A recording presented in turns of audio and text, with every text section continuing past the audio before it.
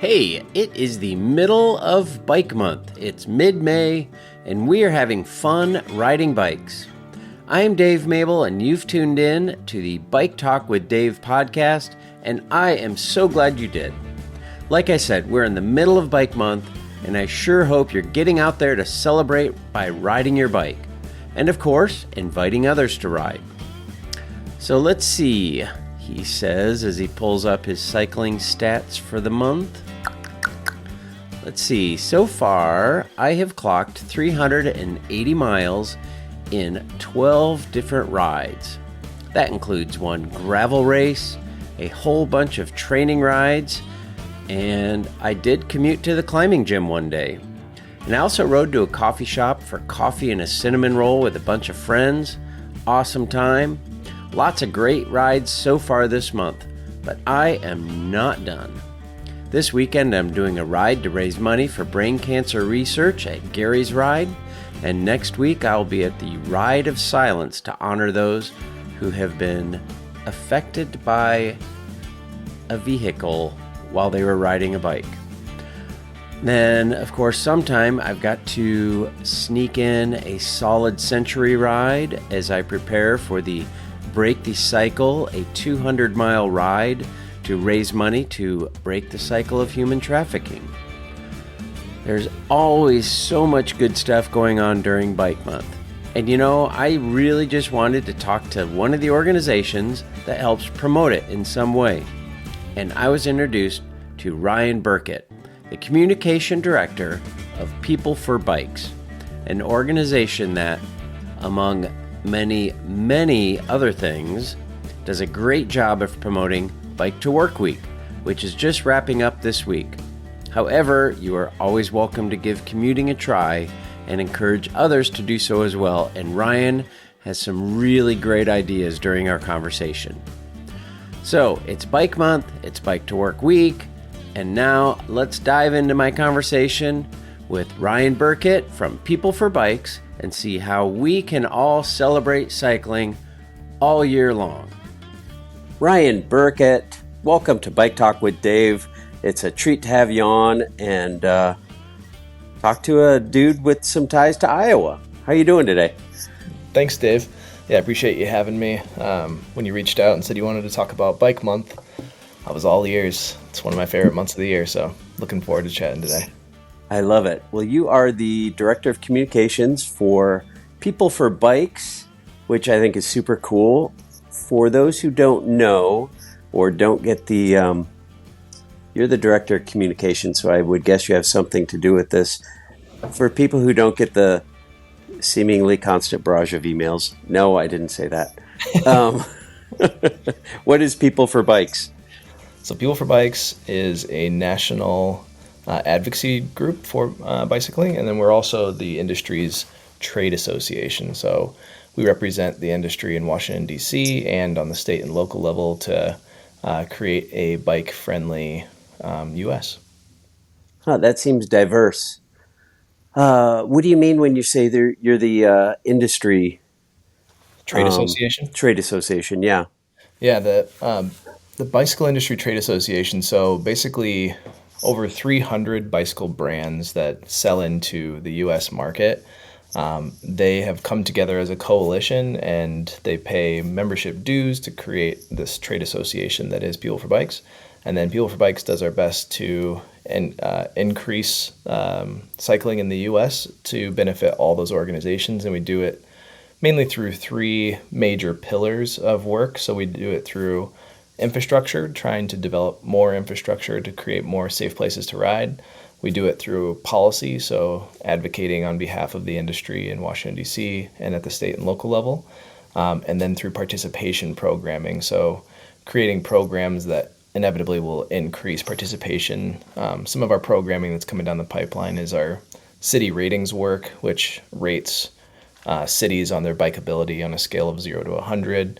And then we also have a program that complements city ratings called the Great Bike Infrastructure Project, which is a list of over 2,000 proposed infrastructure development projects throughout the country, and then just tracking those to completion to show progress in that goal of increasing more places to ride and making each city more bikeable. You guys are super diverse, working with both the industry and as an advocacy arm. And um, I we're here to talk about Bike Month, uh, working with those of us who ride.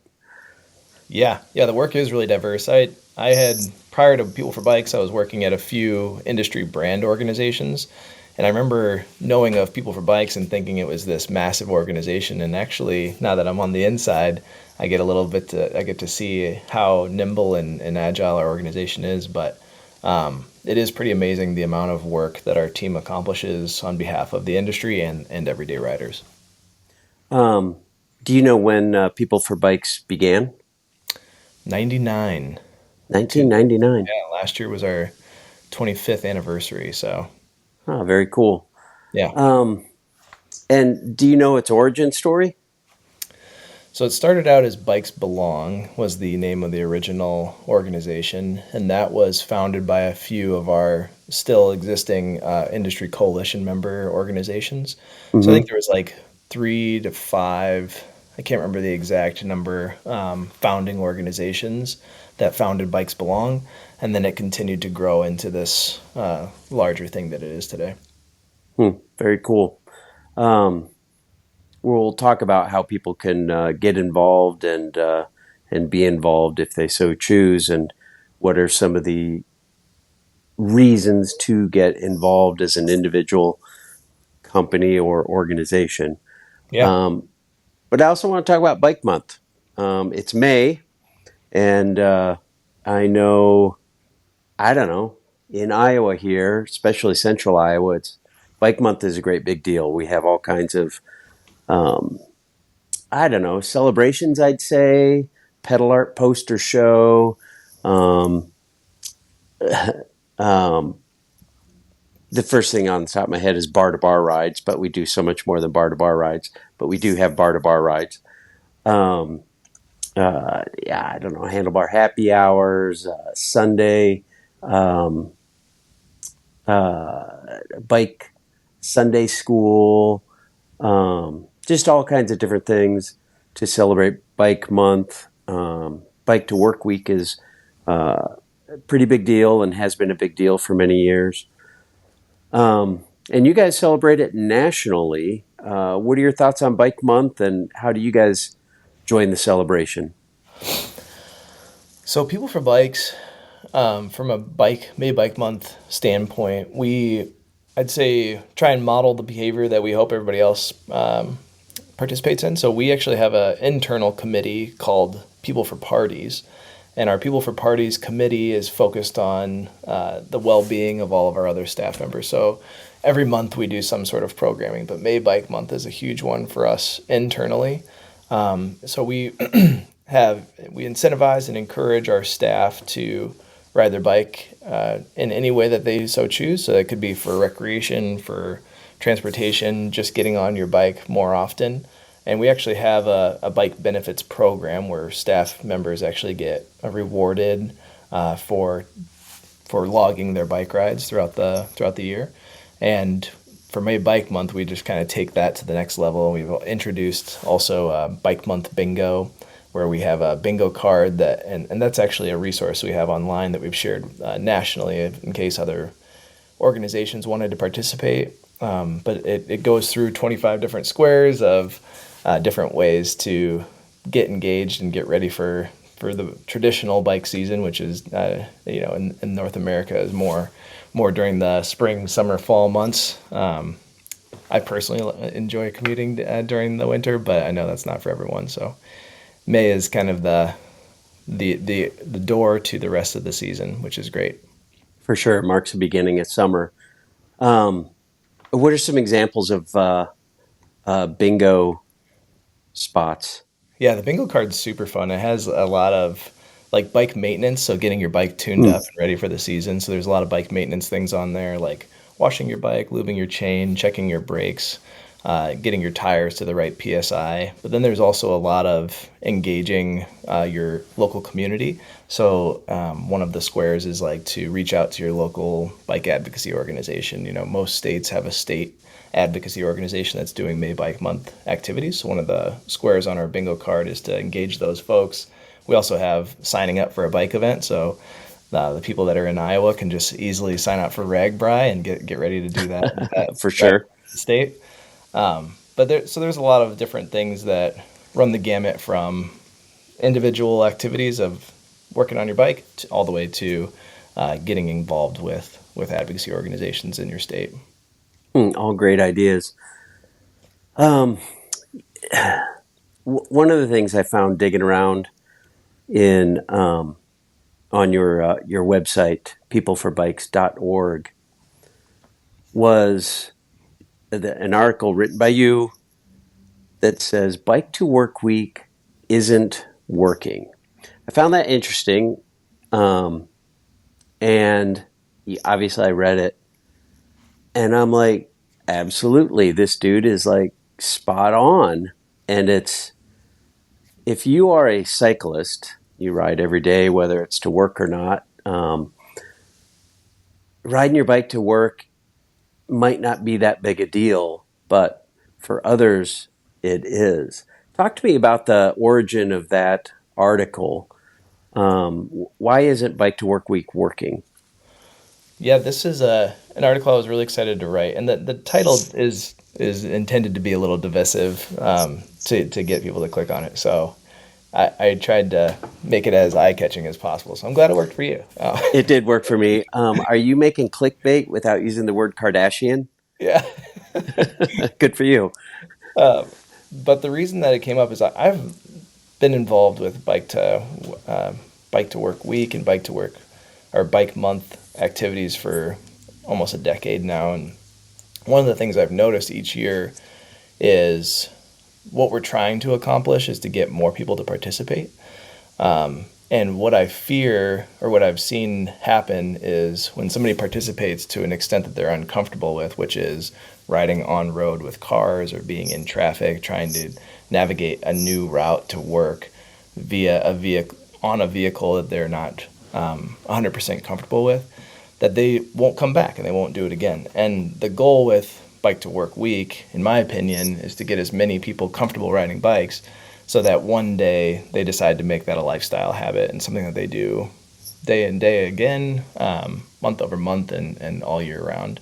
So one of the arguments I made in the article is that if you ask somebody to go from not riding or hasn't ridden since they were a kid, and then you say, hey, you should jump on the road with traffic and navigate your way through to get to work, that they may not find joy in that, and it may cause them to not want to ride anymore. So one of the things that I've consistently tried to encourage organizations to do is, why don't you incentivize or provide those same incentives that you're doing for Bike to Work Week and add and put those towards just getting on your bike, period. Mm-hmm. And I think that the just getting people comfortable with riding, they'll re-fall in love with the joys that come along with riding your bike, which is that freedom and being outside in the fresh air and just enjoying your community on two wheels. And then if they fall in love with it, eventually they'll graduate to commuting to work. But I feel like that's pretty far up the scale of the journey of cycling, and I think it's counterproductive to encourage people to do that as square one. Yeah, for sure. You don't, like I said, as a cyclist, I don't think anything of putting on my clothes and putting on my helmet and cycling shoes and putting stuff in a backpack, hopping on my bike and riding 5, 6, 7 miles to a destination. But like you said, if you haven't ridden since you're a kid, that's super intimidating. And where do I even start? And, what you're saying is like, start easy, start small, like ride around the block, ride to the ice cream shop, ride to the library, ride to the grocery store, do simple little, or just go on a little short ride for fun after work. Doesn't even have to be to anywhere, but just get used to hopping on your bike and riding around, starting small, and maybe graduate to riding to work. Yeah, and People for Bikes has really adopted this belief where we do incentivize folks to ride wherever they'd like to. Incentivize our staff. So we have that bike benefits program that I mentioned to you, and we don't have almost any regulations on how long the bike ride needs to be, what type of bike ride it is, how many you can accomplish in a day. The only parameter we put on it is you only get rewarded for your first 25 bike activities for the month, and then it caps out, so you can't collect an incentive beyond that. But I mean, people can log a quarter-mile trip down to the coffee shop, or they can log a 70-mile RAGBRAI day. But both of those count as one trip in our log, and they're rewarded the same way. So if you're an ultra athlete who wants to participate in a certain way, you can do that. But if you're a new cyclist or a new bike rider who wants to just ride down to the park, we see that as the same. We encourage that the same way. Mm-hmm. You have a lot of information on how to boost employee engagement during Bike Month, boost participation. Why should a company care? I'm running an organization, be it, I don't know, the local financial arm of a multinational conglomerate and has an office with 300 people here, or I run a small architect firm with a dozen employees. But as an employer, why should I care how people get to work, how active they are, whether or not they ride bikes? Yeah, that question we could do an hour podcast on, because there is a lot of reasons to care, in my opinion. Some of the more convincing ones I would say is recruitment and retention is a big one. If I tell any of my friends or family that I get paid to ride my bike, they're like, "What? That's like an employee benefit at your organization?" I want to work there. Yeah, like, what do you mean you get paid to ride your bike? Like, just you get paid to ride your bike to work? No, I get paid to ride my bike anytime because that's a healthy activity that my organization believes in. And they're like, just mind blown. And I feel like a lot of the CEOs at organizations would then argue, well, we don't have budget to pay people to ride their bikes. And you'd be surprised that a lot of people don't capitalize on the benefit. This isn't necessarily true of People for Bikes, but I have worked at other organizations that have similar models, and there aren't a lot of people who capitalize on the benefit, but just having the benefit available to them is something that they brag about and something that they hang their hat on as working for an organization who provides this benefit that if they chose to ride their bike, they would get incentivized and paid to do so. And that's recruitment. That's like word of mouth recruitment for organizations as people go around and talk about the benefits that they receive. And then it's also a retention benefit. A lot of organizations are competing for employees right now, and it allows an employee to say, well, this new organization that I'm looking at, they don't currently offer any sort of like above and beyond benefits like my current organization does. So I think that's recruitment and retention is a big one. Employee wellness, you can reduce healthcare costs through incentivizing an active lifestyle through your staff. That's a big one. I think employee happiness, just being able to be seen and be encouraged to do activities that they want to do is another one. But as I mentioned, I feel like we could talk the whole hour about reasons to encourage people to be happy and healthy on their bikes.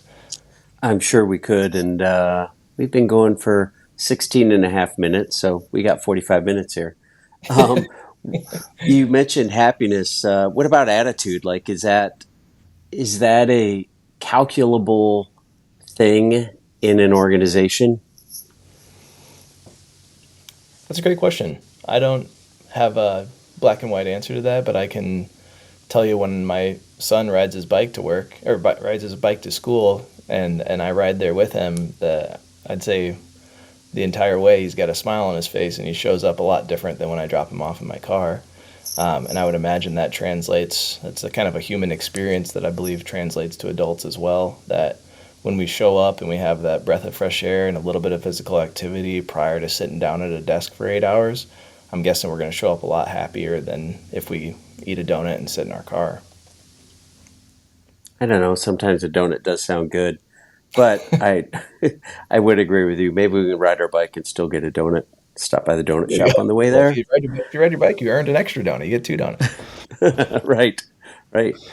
Um, so, what are some ways a company can boost or organization can boost um, employee participation, whether it's current employees or certainly bragging about it in their recruitment programs? But what are some things companies can do or organizations can do to engage people in cycling? That's actually a question that I wrote another blog on.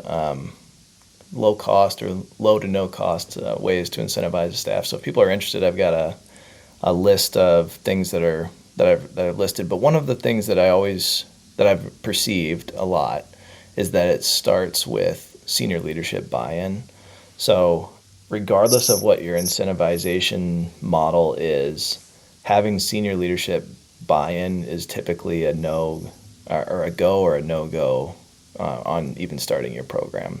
And the reason that is because the staff who's participating needs to know that their supervisors and their supervisor's supervisor sees that as an activity that they want to condone, because when you show up at work after riding your bike, you either need to take 5 minutes to get yourself ready, you need to have a place to want to park your bike, you need to know that if you need to leave work early to go pick up your sick child, that there's going to be consideration for you now having to leave early with your bicycle, and or maybe even take an Uber and have the organization pay for it so that you can get there quickly if it's an emergency situation.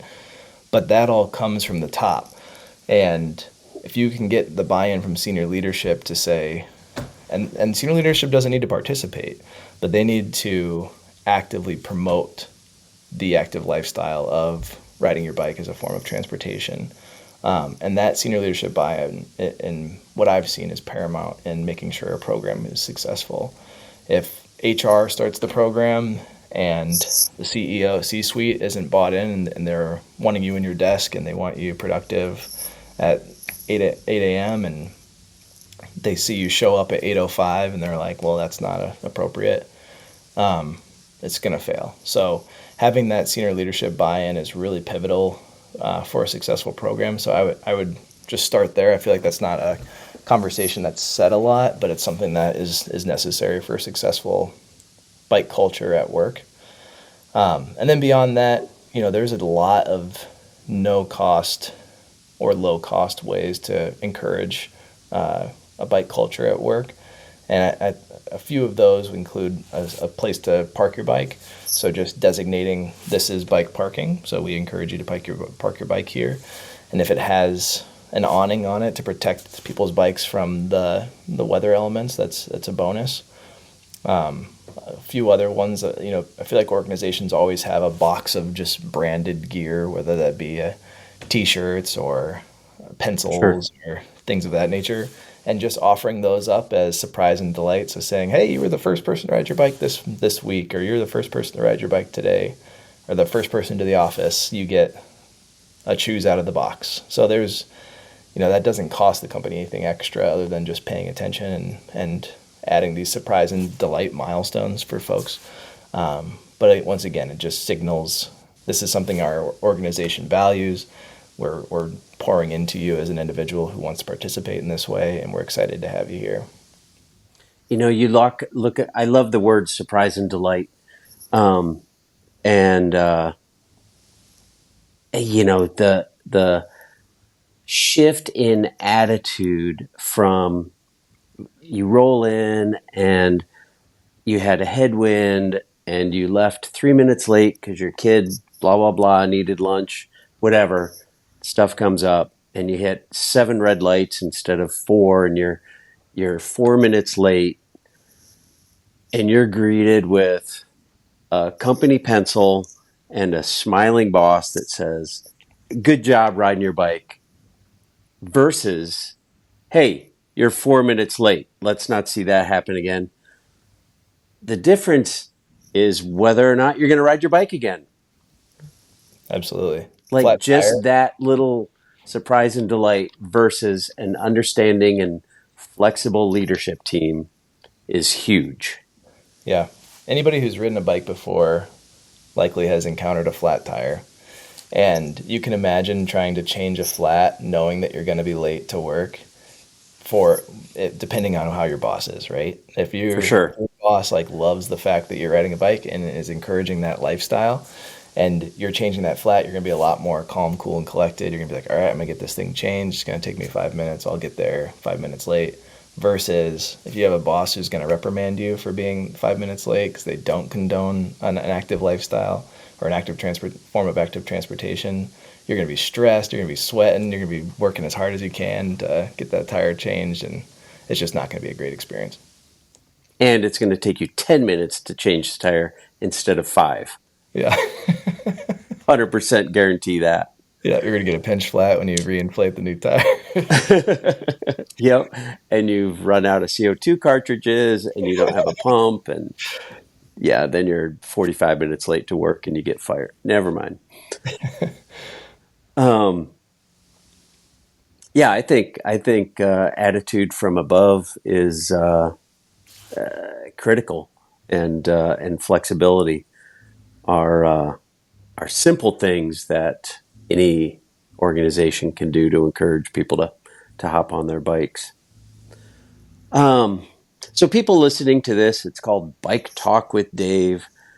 I'm going to guess that online gamers are probably not my biggest audience, but cyclists are. But we want to encourage people who are online gamers or they play chess or they're quilters or whatever to hop on their bike. As cyclists, as enthusiasts, as people who it's not a big deal to hop on our bike and navigate our way through town to either the coffee shop or to work. What can we do to help other people dust off the bike that's hanging in the back of their garage, pump up the tires, and either join us on a ride or encourage them to try a bike ride to the coffee shop? That's a great question. I think as somebody who loves cycling and somebody who rides a lot, one of the cultural resistances that I've seen is the resistance to electric bikes. And I think as a bike culture, we need to see electric bikes as an opportunity to grow participation in a big way. There's a lot of folks who won't ride because they're out of shape. They have mobility issues. There's a multitude of reasons why people don't participate. And I think e-bikes does a really good job of opening the aperture to allow more people to participate in the sport that we all love. And hopefully that extra assistance that through the motor will give them the opportunity to get to a weight or get to a place in their life where they can then participate through analog bikes as well. But there's a lot of resistance, especially from longtime cyclists for electric bikes. And I think we need to look at it through the lens of increasing access opportunities and growing the sport. So I think thinking through that for the long time cyclists who are listening to this podcast and who have heard about e-bikes but are resistant, I'm a big baseball fan, and when baseball is constantly announcing new rules that from an enthusiast standpoint, they're constantly announcing new rules that I believe degrade the sport and take it away from what it once was. However, as I continue to watch the sport evolve over years, I see that the rule changes and the things that they're doing are allowing more people to enjoy the sport. So one that just happened was they introduced a pitch clock. So now pitchers only have 15 seconds to deliver the ball to the plate. And I love sitting at a 3-hour baseball game. So for them to try and move it up to this 2-hour event, I was kind of bummed because I'm like, well, I like sitting there and having a hot dog and enjoying it with my family. But as I've witnessed more and more people who historically hadn't watched games with me now talking to me about the sport because they are watching it and they appreciate the speed of the game. I think cycling and e-bikes is a similar example of that coming to fruition. I still ride a 25-year-old steel Le Monde Maillot Jaune. So you're talking to the OG Yeah. of cycling, and you sound like me relative to baseball. That's kind of funny. But I agree with you on e-bikes. That being said, that's a whole hour long podcast as well. We've got trails. You mentioned your city rating thing is coming out or whatever, but I hope Des Moines lands high on it because we've got a freaking great infrastructure. We've got trails all over. I can literally go from my house. Geez, I can go anywhere. I mean, I can go on a 200-mile bike ride from my house and never go on a road or a street. Um, and of course, e-bikes are using these trails as freeway systems. Um, and I used to get mad, so I hear you. But now I look at it like, hey, they're out here. They're using it for transportation. They're going from point A to point B. They're not one person sitting in a car, um, sitting on the highway, burning gas. They're outside. Like I've begun to see it as a positive. Now, does it, every now and again somebody like rip past me at 35 miles an hour on an electrified motorcycle? Yes.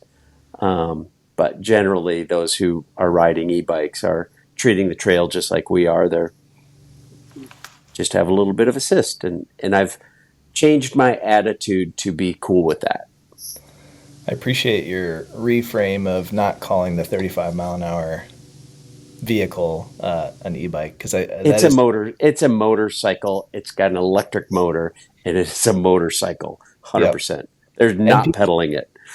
one of the some of the work that People for Bikes does is we've actually created model legislation to help states regulate the speed of electric bikes on their trails. So we've created the three-class electric bike system Hmm. so that states now can develop laws to then monitor kind of who's on their trail system. So that is some work that People for Bikes is very involved with. So when I say the statement of e-bikes are opening the aperture for more people to ride, I'm not talking about e-motorcycles.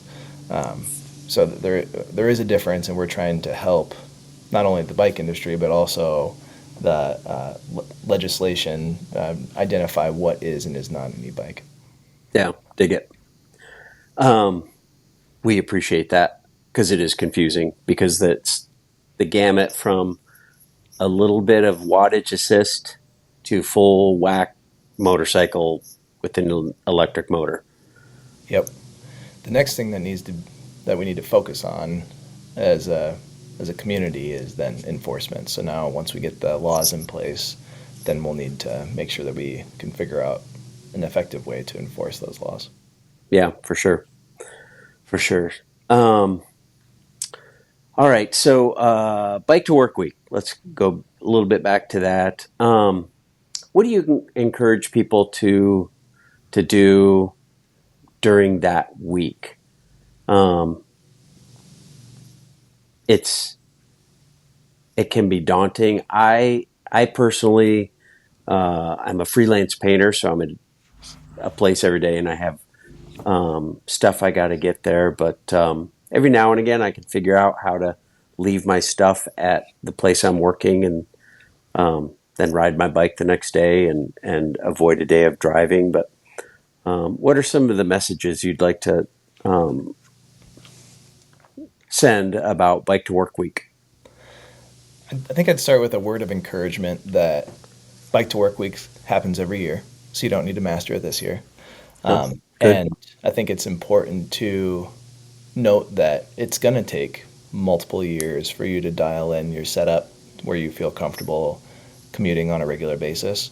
And there's going to be circumstances, like you mentioned, if you're in a career where you need to bring a lot of stuff that won't fit onto a cargo bike, that it's going to be outside of your control. So you can then just figure out what pushes you to participate in the way that makes sense for your lifestyle. One of the things that I outlined in one of my blogs on People for Bikes website is the concept of a park and ride. So there's a lot of folks who, for example, during Bike to Work week, they're like, well, I live 30-minute drive from work. I live 35 miles away. And I introduced this concept at the last organization I worked for, which was, hey, how about we incentivize folks to drive their car and then bike the last mile, just so that they get out of their car, take the bike off the rack, ride the last mile, so they still get that benefit of the fresh air, of the little bit of exercise before they hit their desk, waving to the people in the community, smelling, seeing what's happening. But I felt like that was a nice way to overcome one of those common barriers, which is I just live too far away to ride my bike to work. And I think that you get a lot of the benefits of riding your bike by riding that last mile or two to the office. So if somebody's on the fence about wanting to ride and they're trying to, but they have dismissed the concept because they live too far away, I think that's an option to overcome that. And it's a good example of just trying to think optimistically about the benefits of cycling versus thinking through the barriers before and then trying to come up with solutions. I think that's genius because so often, I guess it depends on what you are thinking is the reason you're going to ride to work. And if the only reason you're going to ride to work is to not spend money on gas, then parking a mile away from the office is kind of dumb. Yeah. But the other benefits are arriving with a smile on your face, engaging with the community on a different level, on your bike in a personal way, which you can't do unless you're engaging on that level. A little bit of exercise, a little bit of fresh air, and the pride of having done something a little different. Like those are all great benefits that go above and beyond saving a gallon of gas. Yeah. Yeah, I love that. All right, well, People for Bikes, an organization, website is peopleforbikes.org. That was weird, but whatever, it is. How does somebody get involved? Why does somebody get involved on a personal level? How does somebody get involved through their company? What Yeah. do people do to connect?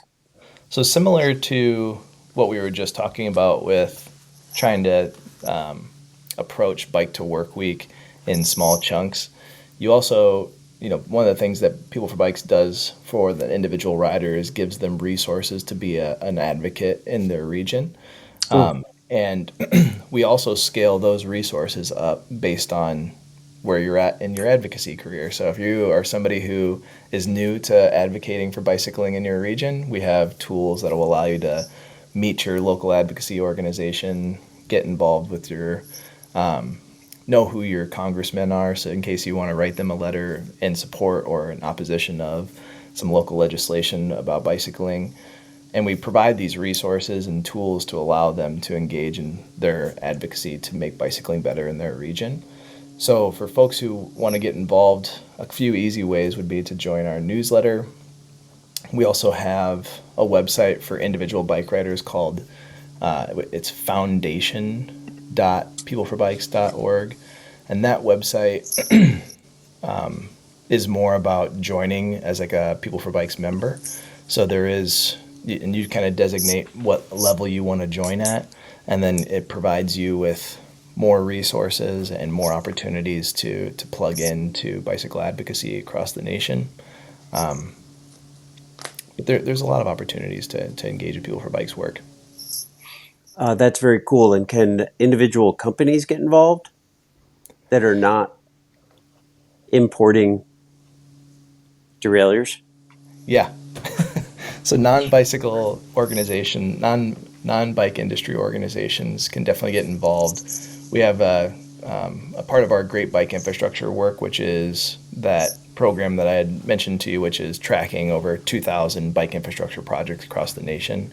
We have a concept called owning your backyard. So basically, one of the ways that an organization can really get involved is to identify biking infrastructure opportunities in their region and kind of owning their backyard. So really making sure that that map is representative of what's going on in your community, and so that we can accurately track those projects to completion and increase participation that way.